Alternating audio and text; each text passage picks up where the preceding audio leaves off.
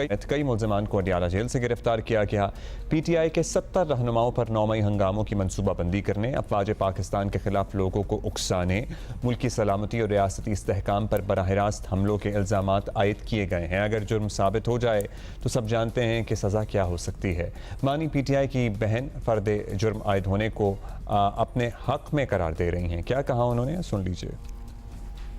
शुक्र है 9 मई का आखिरकार केसेस अगर फ़र्द जुर्म सब पे लगा दें तो बहुत अच्छा होगा, ताकि ये केस चलाएं और यहाँ पे लाकर उसके सबूत पेश करें कि किस बिना पे इतने हज़ारों लोगों को आपने इस केसेस में मुलव्वस कर दिया है। आम तासुर ये था कि नाकाम कॉल के बाद तहरीक इंसाफ अपनी तर्ज सियासत पर नज़रसानी करेगी, सियासी क़ुव्वतों से बातचीत के दरवाजे खोले जाएंगे, मगर उल्टा पार्टी ने सैकड़ों कारकुनों के मारे जाने के दावे शुरू कर दिए जो गलत और झूठे थे। सोशल मीडिया पर इदारों के खिलाफ मुनज़्ज़म प्रोपेगेंडा भी शुरू हुआ। आर्मी चीफ के ज़ेर सदारत फॉर्मेशन कमांडर्स कॉन्फ्रेंस में कल इसका सख्त रद्द अमल भी आया। ISPR के मुताबिक हुकूमत जहर उगलने वालों, झूठ बोलने वालों, माशरे को तकसीम करने वालों के खिलाफ सख्त कवानीन बनाने और उन पर अमल कराए और जाली खबरें और फैलाने वालों की निशानदही करके जिम्मेदारों को इंसाफ के कटहरे में लाना वक्त की अहम ज़रूरत है। ऐसे प्रोपेगेंडे का मकसद पाकिस्तान के अवाम, मुसल्लह अफवाज और इदारों के दरमियान दरार पैदा करना है। बात सिर्फ यहीं तक महदूद नहीं। अपने रवैयों पर गौर करने के बजाय PTI के बाद रहनुमा आज भी अपनी तमाम मुसीबतों का इल्ज़ाम अंदरूनी और बैरूनी साजिशों को करार दे रहे हैं। 9 अप्रैल की रात फिर वो कौन सा नाकर्दा गुनाह था जिसकी वजह से इमरान खान साहब की हुकूमत तलपट कर दी गई? कुछ तो था जिसकी वजह से अंदरूनी और बैरूनी कान एक दूसरे के साथ मिले और एक मुदाखलत या साजिश, आप उसको जो भी कहें, वो तैयार हुई। कुछ तो था जो 7 समंदर पार बैरूनी आकाओं को इमरान खान नागवार गुजर रहा था। और जिन आकाओं का ये जिक्र कर रहे हैं, अब पाकिस्तान तहरीक इंसाफ उनके सामने लिटरली हाथ जोड़े खड़ी है कि किसी तरह मुदाखलत करें और हमारे मामलात हल कराएं। खैर, लेकिन ज़ाहिर है पाकिस्तान तहरीक इंसाफ के वोटर समोटर को इस बात से कोई फ़र्क नहीं पड़ता।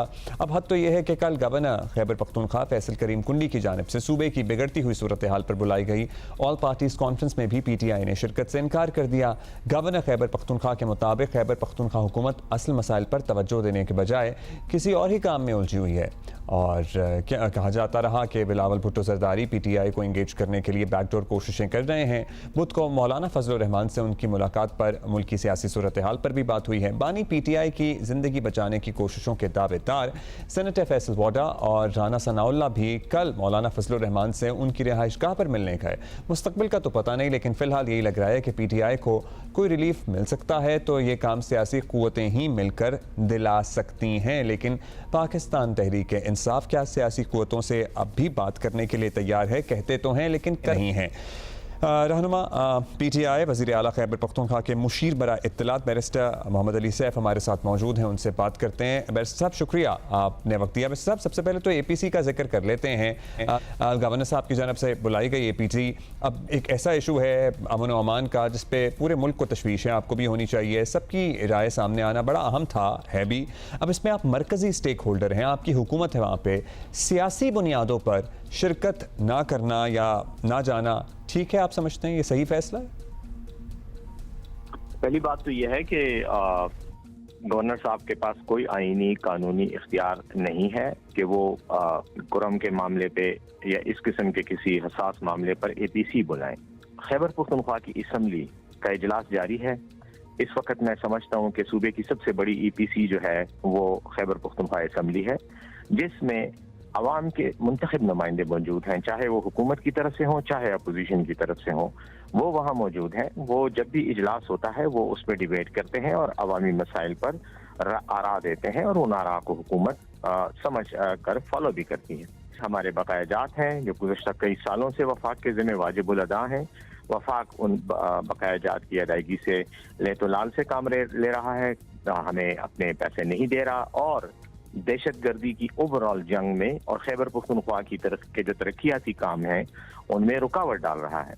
میں یہ سمجھتا ہوں کہ اگر گورنر کو بہت شوق ہے صوبے کی خدمت کرنے کا تو وہ وفاق سے ہمارے فنڈز نکلوائے. اس وقت ہزاروں کی تعداد میں پشتون اسلام آباد اور راولپنڈی کے تھانوں میں پولیس لاک اپس میں تشدد کا نشانہ صرف ایک وجہ سے بنائے جا رہے ہیں کہ پی ٹی آئی نے گزشتہ چند دن پہلے احتجاج کیا تھا. یہ لوگ بے گناہ ہیں. ان میں سے کئی ایسے ہیں بیشتر کا تعلق پی ٹی آئی سے ہے ہی نہیں, صرف پشتو بولنے والے ہیں یا افغان باشندے ہیں جو پہلے سے ہی مظلوم ہیں اور وہ وہاں پر قانونی طور پر رہائش پذیر ہیں, لیکن ان کو اٹھا کے تھانوں میں بند کیا جا رہا ہے, جیلوں میں بھیجا جا رہا ہے. گورنر صاحب کو چاہیے کہ وہ اپنے اے پی سی میں شریک دیگر لوگوں کے ساتھ اس ظلم کے خلاف آواز اٹھائیں. جہاں تک اے پی سی کرم ایجنسی کرم ڈسٹرکٹ کے مسئلے پر بلانا ہے جہاں کچھ عرصہ پہلے فسادات ہوئے ہیں, حملے ہوئے ہیں, ہم نے وہاں پر جنگ بندی کرائی ہے. فریقین اس وقت ایک دوسرے پر حملہ نہیں کر رہے. کہیں کہیں ایک سپوریڈک اگر کوئی واقعہ ہوتا بھی ہے تو اس کو فوراً کنٹرول میں لایا جاتا ہے. جنگ بندی کے باوجود بھی حالات تو اس طرح سے کنٹرول میں نہیں ہیں جس کا آپ دعویٰ کر رہے ہیں. بیرسٹر صاحب, اب گورنر صاحب کو تو آپ نے ہری جھنڈی کرا دی ہے, لیکن دوسری جانب وفاقی حکمت عملی اور وفاقی حکومت کی طرف سے بھی حکمت عملی یہ سامنے آئی ہے کہ مذاکرات کیے جائیں, بات کی جائیں. یہ آفر بڑی اہم ہے. آپ تحریک انصاف بھی سرٹنلی بار بار یہ کہتی رہی ہے کہ مذاکرات کیے جائیں, مذاکرات کیے جانے چاہیے, لیکن جب ایکچول آفر ہوتی ہے تو کوئی نہ کوئی وجہ بنا کر, بہانہ بنا کر, جواز نکال کر آپ لوگ انکار کر دیتے ہیں. یا اس بار سیریس ہیں, آپ وفاق سے انگیج کریں گے ہر سطح پہ سیریسلی؟ تحریک انصاف نے کبھی بھی مذاکرات سے انکار نہیں کیا, لیکن شرط یہ رکھی ہے کہ مذاکرات با مقصد اور بامانی ہوں. مذاکرات کے نام پہ کوئی سیاسی ڈرامہ نہ رچایا جا رہا ہو. آپ یہ دیکھیں کہ جب احتجاجی مارچ 24 نومبر کو کال ہوا تو اس وقت بھی مذاکرات جاری تھے. میں ان مذاکرات کا حصہ تھا. ہم نے بھی مذاکرات کیے, اس کے بعد بھی مذاکرات رہے. لیکن جب ایک طرف آپ مذاکرات کی بات کرتے ہیں اور دوسری طرف نہتے کارکنوں پر گولیاں برساتے ہیں, اس کے بعد کیا کسی قسم کے مذاکرات کے کوئی معنی رہ جاتے ہیں؟ دوسری بات یہ ہے کہ مذاکرات کی بات آپ کہہ رہے ہیں حکومت نے کی ہے. حکومت نے کون سے مذاکرات کی بات کی ہے؟ آج ہمارے پارلیمانی لیڈر اور قومی اسمبلی میں اپوزیشن لیڈر عمر ایوب صاحب گرفتار ہیں ایز وی اسپیک. جس طرح ہم بات کر رہے ہیں وہ ان کو گرفتار کر لیا گیا. اس کے بعد ہمیں چٹھا صاحب ہیں, احمد چٹھا صاحب ہیں, ہمارے ایم این اے ہیں, ان کو گرفتار کیا گیا. یہ جو کارروائیاں حکومت کر رہی ہے, کیا ان حالات میں مذاکرات کی نیت پر شک نہیں کرنا چاہیے؟ بات یہ ہے کہ ہمارے دروازے ہمیشہ کھلے رہیں گے اگر مذاکرات کا مقصد مسئلے کا حل نکالنا ہے. لیکن اگر صرف پولیٹیکل پوائنٹ سکورنگ کرنی ہے تو ایسے مذاکرات کی نہ ضرورت ہے اور نہ ہی ان کی کوئی اہمیت ہے. چاہیے ظاہر ہے اگر کوئی مذاکرات ہو رہے تھے اور کسی ایک موقع پر جا کر یہ طے ہوا تھا کہ اس جگہ سے یا اس پوائنٹ سے آگے نہیں بڑھا جائے گا, احتجاج کا آپ نے ذکر کیا, تو اگر اس کا پاس رکھا جاتا تو شاید وہ نہ ہوتا جس کا آپ دعویٰ کرتے ہیں. اب یہ بتائیے گا بیرسٹر صاحب کہ ایک اور ایشو ہے, نام تو تحریک انصاف یا خیبر پختونخوا حکومت کا نہیں آیا, لیکن سب جانتے ہیں کہ اشارہ کس طرف ہے.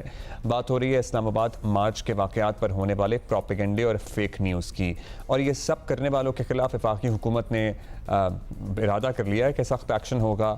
کیا آپ بھی فیک نیوز اور پروپیگنڈا کرنے والوں کے خلاف کارروائی کے حق میں ہیں؟ آپ سے جاننا چاہتے ہیں اگر ایسا کوئی شخص آپ کی پارٹی سے اس کا تعلق ہوا یا آپ کے صوبے میں مقیم ہوا تو اس کی گرفتاری ہونے دیں گے؟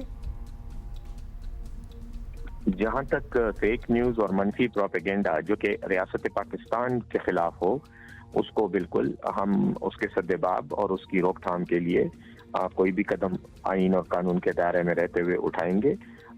قانون کا احترام ہمیشہ ہم نے کیا ہے اور آئندہ بھی کریں گے. لیکن اگر فیک نیوز اور منفی پروپیگنڈے کا صرف الزام لگا کر اپنے سیاسی مخالفین کو کچلنا نیت ہے تو پھر ایسی کسی اقدام کی حمایت نہ کریں گے اور نہ کی جا سکتی ہے. اور اس کی بنیادی وجہ یہ ہے کہ اگر آپ نے فیک نیوز کی وجہ سے ہی کسی شخص کو گرفتار کر کے جیل میں ڈالنا ہے تو سب سے پہلے تو وفاقی وزیر اطلاعات کو پکڑ کے جیل میں ڈالیں, جس نے پہلے دن سے ہی جھوٹا پروپیگنڈا کر کے پی ٹی آئی پر تشدد کا الزام لگایا. لاشیں ہمارے کارکنوں کی گریں, شہادتیں ہمارے کارکنوں کی ہوئیں, سینکڑوں کی تعداد میں ہمارے کارکن زخمی پڑے ہوئے ہیں, لیکن دہشت گرد بھی ہم ہیں. ہمیں ہی غلط ثابت کیا جا رہا ہے, ہمیں ہی الزام دیا جا رہا ہے کہ طاقت کا استعمال ہم نے کیا. اگر طاقت کا استعمال ہم کرتے تو ہمارے ہاتھوں میں بندوقیں ہوتی اور آپ کے لوگوں کے, آپ کے اہلکاروں کے جسموں پر بھی گولیوں کے نشانات ہوتے. تو پھر کیا ان کے خلاف پرچے نہیں ہونے چاہیے؟ کیا ان کے خلاف مقدمات درج نہیں ہونے چاہیے؟ کیا آپ سمجھتے ہیں کہ فیک نیوز یہ نہیں پھیلا رہے, صرف تحریک انصاف پھیلا رہی ہے؟ یہ تو الزام اور سیاسی ایک پوائنٹ سکورنگ ہے، سیاسی بلیم گیم ہے جس کو ہم رد کرتے ہیں۔ اگر آپ نے قانون اور آئین کے دائرے میں قانون کا اطلاق کرتے ہوئے ایکشن کرنا ہے اس کے ہم ساتھ ہیں، لیکن اگر آپ نے قانون کے نام پر سیاست کرنی ہے تو یقیناً ہم اس کی مخالفت کریں گے۔ آپ کو پتہ ہی ہے وفاقی حکومت کا بھی دعویٰ ہے، پولیس کا بھی دعویٰ ہے، پنجاب پولیس کا بھی، کہ سینکڑوں زخمی تو ان کی طرف سے بھی ہیں اور شہادتیں وہاں پہ بھی ہوئی ہیں۔ بہت شکریہ آپ کا بیرسٹر سیف۔